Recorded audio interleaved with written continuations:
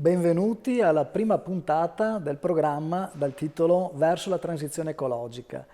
È un programma che ha la finalità di capire questo percorso, che ormai la parola transizione ecologica è molto anche inflazionata. Vorremmo farlo in una maniera un po' scientifico e didattica, assieme a degli ospiti illustri, a dei tecnici, a professori universitari, e cercheremo di vedere vari aspetti di questa transizione ecologica che ci porterà alla sostenibilità ambientale. La sostenibilità ambientale è quella che è stata programmata nel 2015, nel decennio 2020-30, la famosa Agenda 2030, che poi è stata ripresa anche ed è ripresa dai programmi europei Next Generation piuttosto che dal PNRR, che anche questo l'abbiamo sentito più volte, e sono effettivamente tutti temi che cercano di individuare un cambio di paradigma proprio dell'economia. Per quello il primo ospite che adesso vi presenterò è proprio nel management, nell'economia, che è ferrato ed è esperto. Perché l'economia sta cambiando, cambierà con questo nuovo modo di sviluppo e sarà non più un'economia lineare ma un'economia circolare, poi ci spiegherà cosa significa, e tutta la parte relativa poi ai singoli argomenti che verranno affrontati nelle prossime puntate verteranno principalmente su la riduzione degli sprechi, il risparmio di energia, piuttosto che la riduzione dell'inquinamento e quindi degli impatti, sul clima e sui cambiamenti climatici. Bene, il primo ospite, il gradito ospite, è il professor Bagnoli dell'Università di Venezia. Una breve scheda per raccontarvi un po' delle sue esperienze, di cui una voglio che poi sia proprio lo stesso professore che ci parla. È un professore ordinario del Dipartimento di Management, direttore del Master in Strategy Innovation, e è direttore anche di un progetto Venisia, che non voglio anticipare niente, lo parleremo verso metà puntata, e quella che è il progetto che ha dato molto lustro anche alla città di Venezia è appunto un progetto attivo nell'ambito della Fondazione Venezia, Capitale Mondiale della Sostenibilità. Buongiorno professore. Buongiorno. Niente, vorrei che partissimo con un quadro un po' più generale di come si introduce il tema della transizione ecologica, visto che è una transizione dove ci sta portando e qual è l'obiettivo finale praticamente da un punto di vista di sviluppo.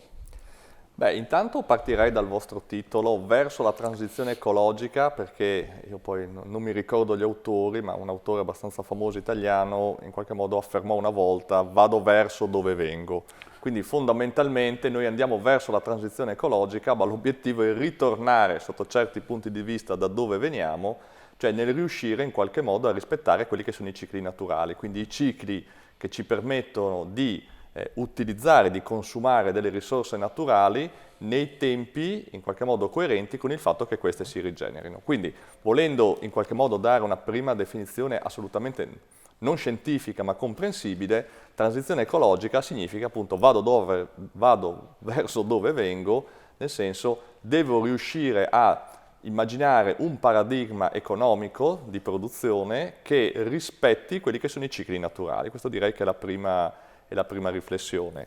La cosa che bisognerebbe in qualche modo fare attenzione, io in qualche modo poi parlo alle imprese, è guardare però questo tema della transizione ecologica non tanto come un vincolo ulteriore, non tanto come qualcosa a cui devo rispondere perché me lo stanno imponendo le norme piuttosto che me lo stanno imponendo il mercato, quanto una grande opportunità. Su questo io farei un passo indietro, no? Perché assieme alla transizione ecologica, un altro grande trend che abbiamo vissuto in questi anni, un po' anticipato, è stato tutto il tema della trasformazione digitale.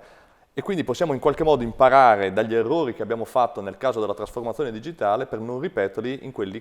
che è la transizione ecologica. La trasformazione digitale è stata interpretata dalle nostre imprese fondamentalmente come un faccio le stesse cose ma meglio, quindi recupero tempo, sono più efficiente, riduco il lead time e via dicendo. In realtà la trasformazione digitale per le piccole e medie imprese, venete, trivenete, italiane in generale, era ed è una grandissima opportunità per ridefinire i modelli di business, quindi facendo che appunto la trasformazione digitale diventasse un driver di innovazione, un driver strategico, quindi per fare non le stesse cose ma meglio, ma per fare cose diverse o le stesse cose in maniera diversa. E un po' lo stesso, non dovremmo in qualche modo fare lo stesso errore nella transizione ecologica. Non deve essere vista, ripeto, solo come un tema di rispondo a delle norme, rispondo a sollecitazioni esterne, ma come una grande opportunità di tipo strategico per innovare innanzitutto il modello di business. Quindi nel momento in cui devo affrontare questi temi di rispettare in qualche modo i cicli naturali, devo ragionare non tanto e non solo su aspetti tecnici, quindi come rendo il packaging più sostenibile, piuttosto come riduco il consumo di materie prime, piuttosto come, ma fare dei ragionamenti di come questi aspetti verticali tecnici possono in qualche modo portarmi a immaginare un modo di fare impresa, un modello di business diverso che mi generi un grande vantaggio competitivo, quindi una grande opportunità. Quindi sostanzialmente c'è una variazione nell'approccio proprio allo sviluppo,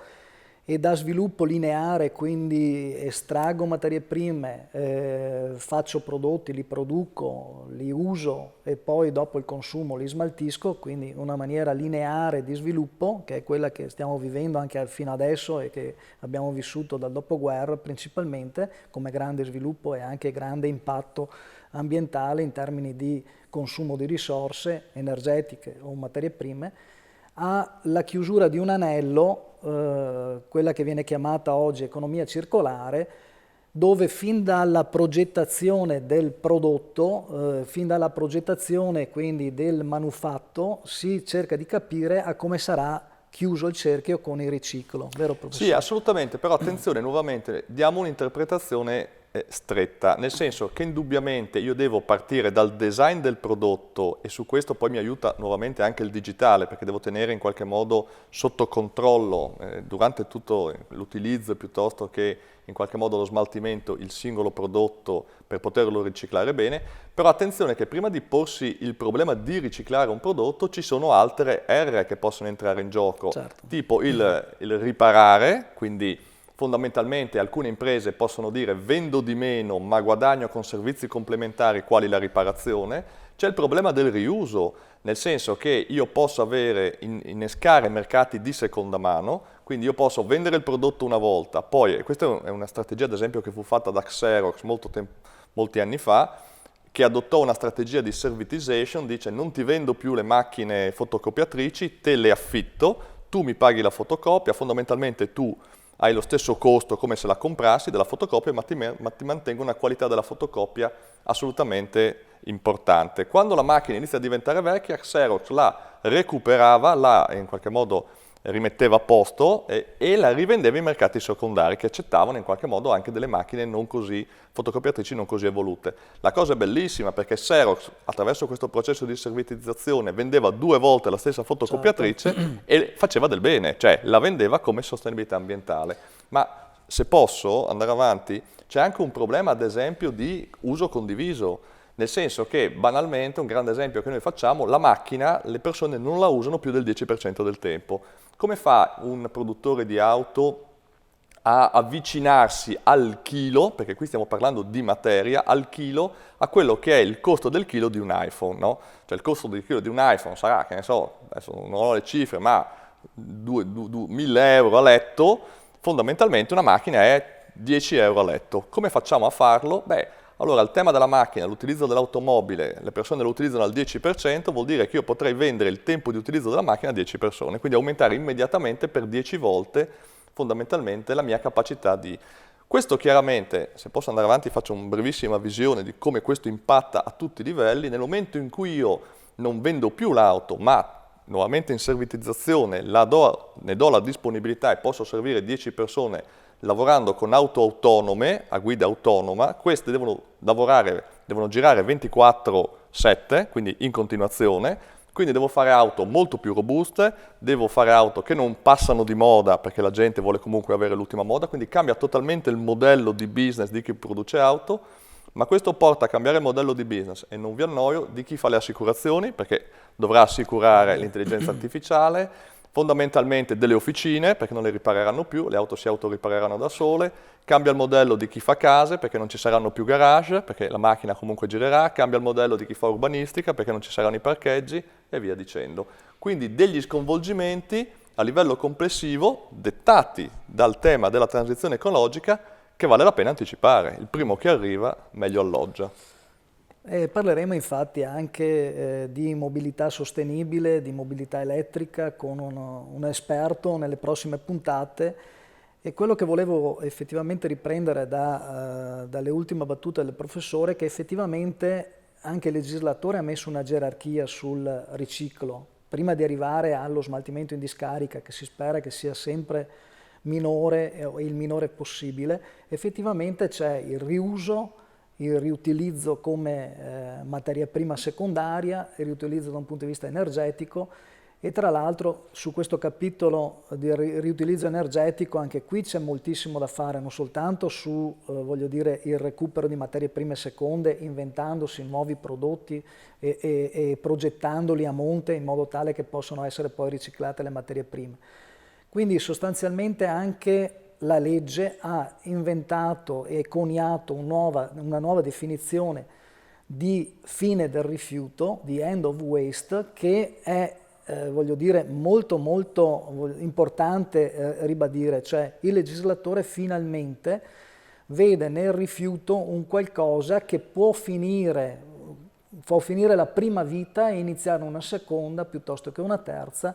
chiaramente non necessariamente sullo stesso settore e sulla stessa applicazione, ma su n applicazioni. Ci stiamo avvicinando un po' al momento focale, che è la curiosità anche personale di questo progetto che sta capitanando a Venezia, il progetto Venisia.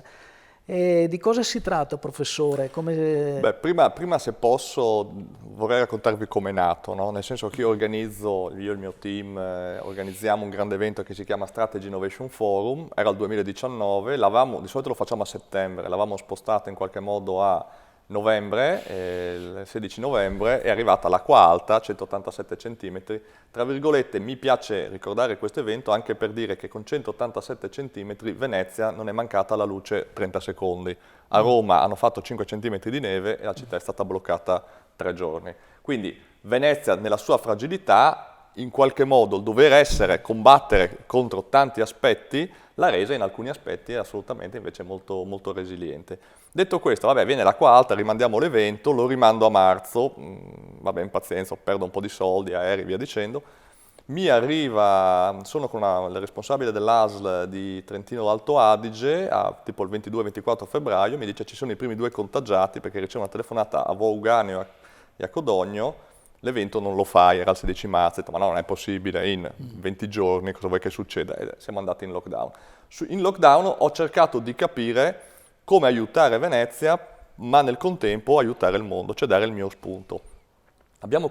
creato questo progetto che si chiama Venisia, che sta per Venice Sustainability Innovation Accelerator, e quindi l'idea di fare un acceleratore a Venezia, attenzione, lo dico meglio, non è l'idea di fare un acceleratore a Venezia focalizzato sulla sostenibilità, ma è fare di Venezia un acceleratore, che è una cosa completamente diversa. Abbiamo definito molto chiaramente la nostra tagline, che è di fare di Venezia la più antica città del futuro, è stata ripresa dal ministro Brunetta, è stata ripresa dal sindaco, ma la tagline è di questo progetto e con orgoglio ci fa piacere che anche l'abbiano accolta Venezia Capitale Mondiale della Sostenibilità, che è poi questa fondazione che è nato. Ci siamo posti il problema di usare Venezia da 2 punti di vista, tra virgolette. Il primo è stato quello di usarlo come un living lab, nel senso che Venezia ha un sacco di problemi di sostenibilità ambientale, ma sono concentrati in 5 km quadrati per, ahimè, meno di 50.000 persone. Quindi rappresenta un living lab naturale all'interno del quale le start-up possono venire e testare delle soluzioni orientate alla sostenibilità. Qualora la soluzione funzioni, è chiaro che poi Venezia diventa un palcoscenico, uno showroom per in qualche modo invadere, cioè comunicarlo al mondo, assolutamente eclatante. Abbiamo iniziato a fare questi ragionamenti, sintetizzo i numeri. Oggi come oggi abbiamo 5 grandi imprese che hanno creduto in questo progetto, che sono Eni, Enel, Snam, Cisco, Atlantia e in realtà DeLonghi, sono 6, e quindi ci hanno aiutato a far partire il progetto. Siamo alla seconda call e ci sono dei numeri imbarazzanti, perché nella seconda call, che si è chiusa grosso modo un mese fa, abbiamo ricevuto, quindi queste imprese ci danno dei challenges, delle sfide, che noi andiamo a cercare delle start-up che le possano aiutare a risolverle per fare dei progetti di co-innovazione assieme, e le start-up devono risiedere a Venezia, quindi l'obiettivo è portare giovani innovatori a Venezia, quindi di fare di Venezia un acceleratore. Abbiamo ricevuto nella seconda call 3.957 application, che è un numero enorme, che dimostra come comunque Venezia possa essere un luogo in cui l'unica industria non può non essere il turismo, ma un luogo all'interno del quale le persone possono essere invogliate a venire a innovare. D'altro canto Venezia nel corso dei secoli ha generato un sacco di innovazione, e quindi se abbiamo questa tradizione di innovazione non si capisce perché non possiamo nuovamente perpetuarla. Ragionando su questo abbiamo in qualche modo appunto portato avanti questi progetti, adesso ne stanno partendo altri di importanti. Abbiamo vinto un PNRR sul tema del future farming da 20 milioni di euro, quindi il primo laboratorio, una prima infrastruttura tecnologica per generare in qualche modo nuovi materiali, quindi per passare da un paradigma estrattivo, che è il problema della transizione ecologica, quindi estraggo risorse che sono in natura, a un paradigma generativo, quindi genero in laboratorio le risorse che mi servono. È forse il primo laboratorio a livello europeo, e la cosa molto interessante è che l'agenda europea, che verrà confermata a ottobre o novembre, l'anticipazione che abbiamo avuto al 5 luglio, è totalmente su questo tema del deep tech, che noi in qualche modo abbiamo anticipato. Anche qui possiamo essere forse avanguardia a livello europeo. Io sto cercando un contatto con la commissaria europea, che ho già conosciuto, ma insomma andargli a spiegare questo progetto, Gabriele Maria, perché veramente se l'Europa in qualche modo credesse in questo progetto, noi potremmo assolutamente diventare un centro per i prossimi 7 anni di eccellenza, quantomeno a livello europeo. Da un punto di vista che poi sarà anche argomento delle prossime puntate, che vi anticipo verteranno su tematiche anche molto specialistiche, quindi tematiche di, come dicevo prima, recupero di risorse dai rifiuti, con esempi pratici fatti all'interno di reti regionali innovative. Però quella che è praticamente il focus che con altri professori universitari affronteremo sono anche le figure deputate appunto a aiutare questa transizione ecologica. Sono figure professionali e figure che devono essere partorite dal mondo accademico. All'interno dell'Università Ca' Foscari ci sono già corsi di laurea, ci sono già voglio dire, delle discipline che parlano di transizione ecologica e transizione digitale, visto che poi le due cose sono anche interconnesse in qualche maniera. E se sì, quali sono, e come vede anche poi gli sviluppi per quanto riguarda questo tipo di professionalità? Sì, no, assolutamente sì, con due in qualche modo, un po' le due direzioni che dicevo io prima, nel senso che abbiamo una serie di corsi di laurea focalizzati sul tema della transizione ecologica nel nostro, chiamiamolo, campus di scienze, quindi degli specialisti che in qualche modo arrivano da tutte le discipline della chimica, delle